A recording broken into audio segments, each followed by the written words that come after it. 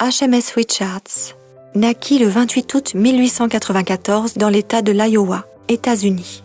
À l'âge de 17 ans, il décida de suivre la voie déjà suivie par son père et par son grand-père et de devenir prédicateur. Un jour, son frère, qui était le chauffeur d'un sénateur américain, l'invita à une démonstration de quelque chose qui constituait une nouveauté dans cette région, une station de radio.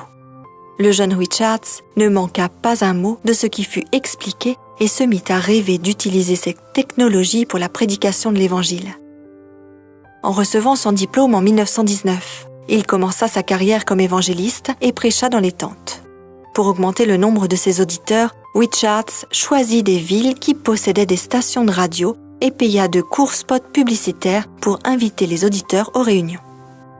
Le 19 octobre 1929, il fit un sermon de 15 minutes sur le poste KNX à Los Angeles, en y incluant quelques réflexions prophétiques. En 1937, Don Lee, propriétaire d'une chaîne de radiodiffusion, accepta de diffuser le nouveau programme d'évangélisation sur ses stations de radio. Et c'est ainsi que naquit le programme de la Voix de la prophétie. Ces émissions atteignant un nombre de plus en plus grand de foyers, un système parallèle d'études bibliques fut mis au point pour les éditeurs.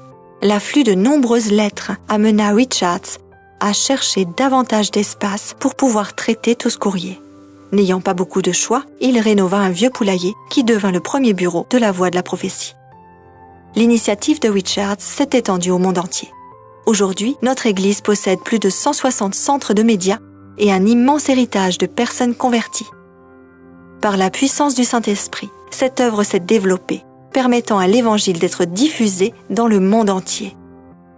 Par le moyen de nos dîmes et de nos offrandes de promesses, nous pouvons participer à cette œuvre et à d'autres puissantes initiatives destinées à la prédication de l'Évangile.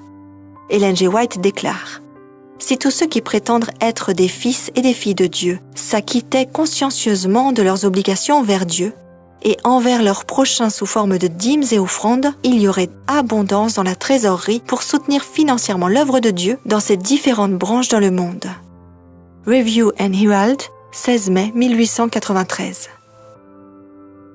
Faites une alliance avec Dieu de donner régulièrement une proportion ou un pourcentage spécifique de vos revenus en offrande, en plus de la dîme, de manière à pouvoir participer à chaque partie de l'œuvre de Dieu au niveau mondial. En apportant la dîme et les offrandes de promesses, puissions-nous mettre nos désirs à la dernière place, et Dieu à la première.